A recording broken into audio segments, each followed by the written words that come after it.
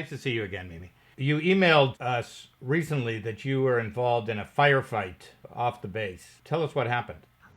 The incident that I was telling you guys about happened in a nearby area. It's called the Ghaziabad area. It's a region that the Taliban and insurgents use to ferry in weapons and fighters from Pakistan, smuggle them across the border. So we went on a couple of foot patrols where we took some fire, nothing too major. But the worst of it was the night that we left. We got in the trucks and we driven about 10 minutes when we stopped.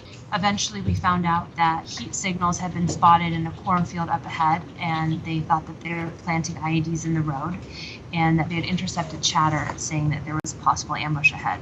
So we couldn't move.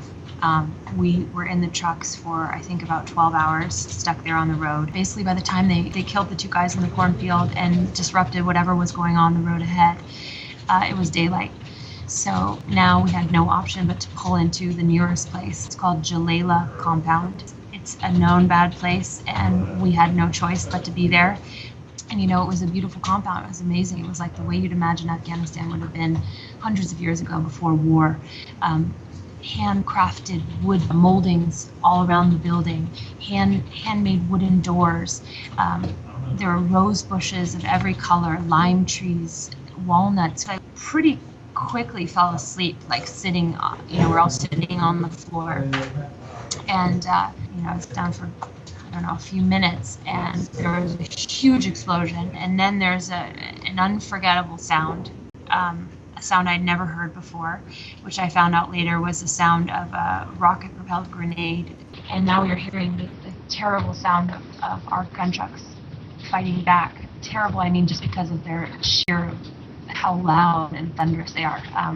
The walls of the compound were just shaking, and all the officers were in the doorway and they were trying to get out, but we were so close. The mountain that the insurgents were in was directly behind the compound, so they were looking at us, and we were so close to them that when they would step out of the door, they would shoot. So for a minute, we were all really sort of trapped in the room. Another RPG hit, and a huge cloud of black smoke went up out of the parking lot, and we knew that was one of our trucks. And so at that point, the lieutenant colonel sprinted out of the room, and pretty soon thereafter, the rest of the Afghan commandos started going out. And they headed into the opposite direction, deeper into the compound, to sort of scan as to what was going on. So I was left alone in the room with a translator. It's a crazy feeling, you have no control over anything that's happening. I was literally in a room that's between the two sides that are fighting. So the Americans are fighting this way, the insurgents are fighting this way, and here I am. The whole firefight was probably only 10 or 15 minutes. For me, it lasted a year, a lifetime.